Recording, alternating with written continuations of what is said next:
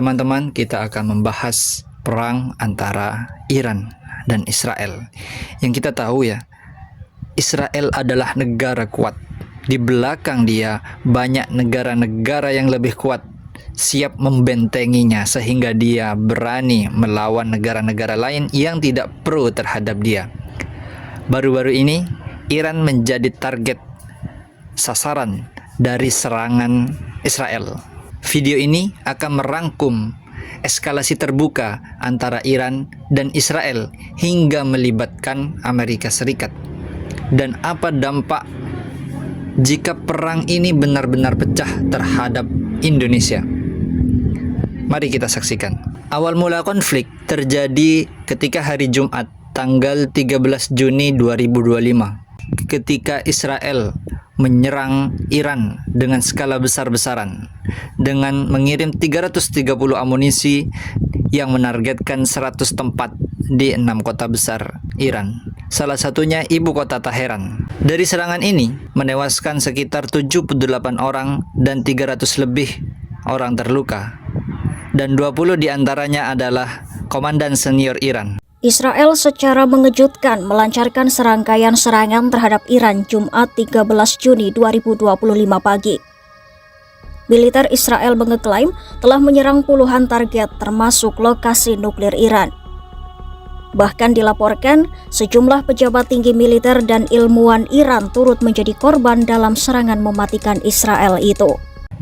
Yang menjadi pertanyaan, kenapa Israel tiba-tiba menyerang Iran? Sebenarnya mereka berdua ini adalah negara yang sama-sama bermusuhan, tidak pernah berdamai. Alasan Israel menyerang Iran ada beberapa hal. Salah satunya, mereka menganggap bahwa Iran ini memiliki nuklir yang akan mengancam kedamaian di Timur Tengah. Padahal ini adalah kekhawatiran yang tanpa sebab. Atau bahasanya, ini mengada-ada.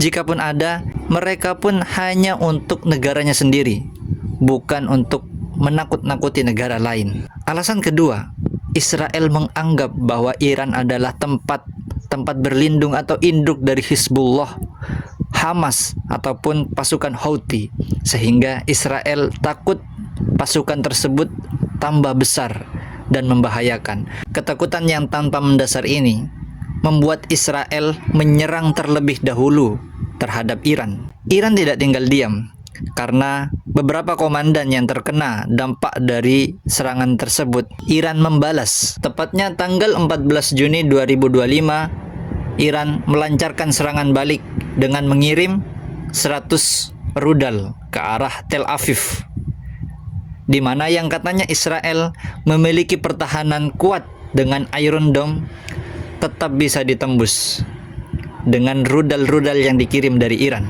Serangan yang dilancarkan Iran ini menyebabkan 3 orang tewas, 50 orang terluka, dan warga yang dipaksa untuk mengungsi. Ketakutan yang luar biasa dialami oleh Israel, di mana Iran adalah negara yang tidak bisa dimainkan. Sistem pertahanan udara Israel tampak kewalahan saat mencoba menangkal gelombang pertama serangan rudal Iran Jumat 13 Juni 2025. Serangan Iran dilancarkan sebagai balasan atas serangan Israel yang lebih dahulu menyasar sejumlah titik penting di Iran, termasuk fasilitas nuklir di Teheran. Dalam serangan balasan tersebut, Iran meluncurkan 100 pesawat tak berawak atau drone menuju sasaran di Israel. Berdasarkan rekaman yang diterima, sebuah rudal Iran melintas di dekat markas besar Kementerian Pertahanan Israel, menambah kepanikan dan kesulitan bagi pertahanan setempat.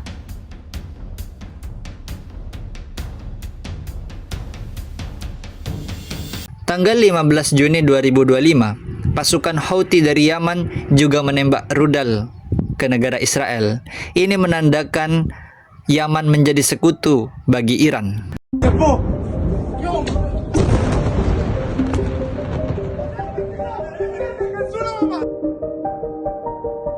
Juru bicara militer Houthi Yahya Saree membenarkan pernyataan tersebut pada Minggu 15 Juni 2025. Menurutnya, pejuangnya meluncurkan rudal dengan menargetkan sejumlah lokasi sensitif di Israel, termasuk menargetkan kawasan Jaffa, wilayah tengah Israel. Dilaporkan gelombang serangan Houthi pada Sabtu 14 Juni hingga Minggu 15 Juni ini membuat warga Israel panik berlarian menyelamatkan diri menuju tempat perlindungan bom. Pada tanggal 16 Juni 2025, Iran tidak berhenti. Iran menambah gempuran serangan menuju Tel Aviv, di mana serangan kedua ini menyebabkan 8 orang meninggal dan 100 orang terluka. Tetapi dari pihak Israel juga mengklaim melakukan serangan balik yang menargetkan tempat-tempat strategis dan tempat-tempat militer. Dari tanggal 17 hingga 19, Iran dan Israel melakukan perang terbuka. Ini adalah perang antar benua yang dilakukan dua negara. Media lokal Iran, Tasnim, melaporkan bahwa Korps Garda Revolusi Islam atau IRGC kembali melancarkan serangan rudal ke wilayah Israel yang diklaim sebagai serangan ke-18 sejak konflik memanas.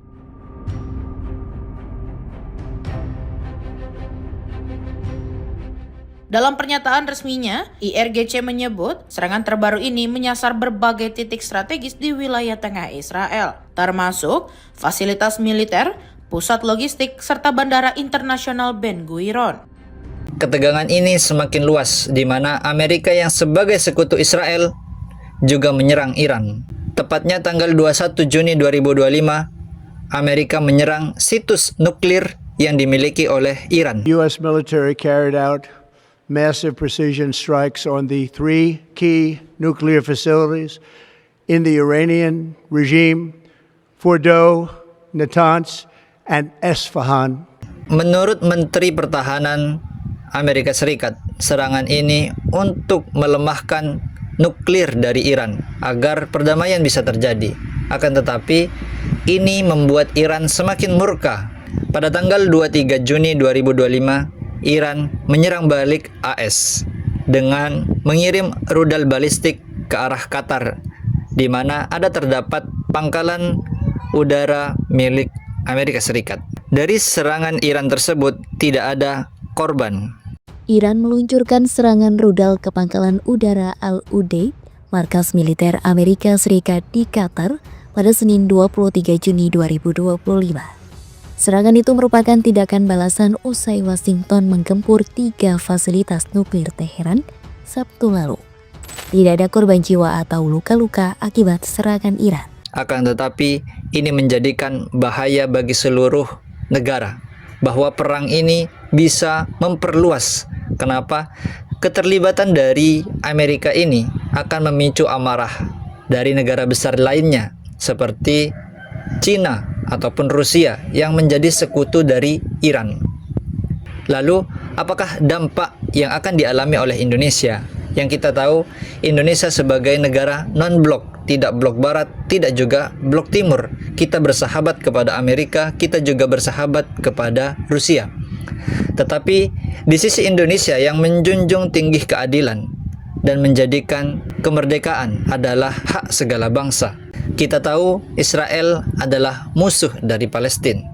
Israel menjajah Palestina, sehingga jika Iran menyerang musuh dari Palestina, kita harus tahu pihak mana yang harus kita dukung. Kita tidak membahas Islam yang berbeda-beda sekarang. Kita membahas bagaimana dampak yang akan terjadi kepada dunia. Sekarang kembali, apa dampak yang akan diterima oleh Indonesia? Walaupun kita tidak akan terdampak langsung, akan tetapi ada dampak yang pasti akan terjadi. Ada 2 dampak besar yang bisa berpengaruh kepada Indonesia. Yang pertama yaitu kenaikan harga minyak. Jika Selat Hormuz benar-benar ditutup oleh Iran, di mana Indonesia sebagai negara importir minyak, maka akan membuat biaya transportasi melonjak, harga logistik naik, dan akhirnya kebutuhan pokok atau sembako akan mahal. Dampak yang kedua adalah PHK massal. Jika perusahaan-perusahaan yang mengedepankan padat karya atau memiliki banyak SDM, jika perusahaan tersebut memiliki bahan baku impor ataupun menjual barang dagangannya dengan ekspor, maka proses dari produksi pasti akan terhambat, yang akan mengakibatkan PHK besar-besaran di berbagai sektor. Inilah 2 dampak besar yang akan diterima Indonesia dari pecahnya perang dunia jika benar-benar terjadi. Pemerintah Indonesia harus siap dengan strategi yang matang untuk meminimalisir dari dampak negatif dari perang yang terjadi, di mana Indonesia adalah negara yang sangat menjunjung tinggi perdamaian dan menjadi sahabat dari negara Palestina dan ingin Palestina menjadi negara merdeka.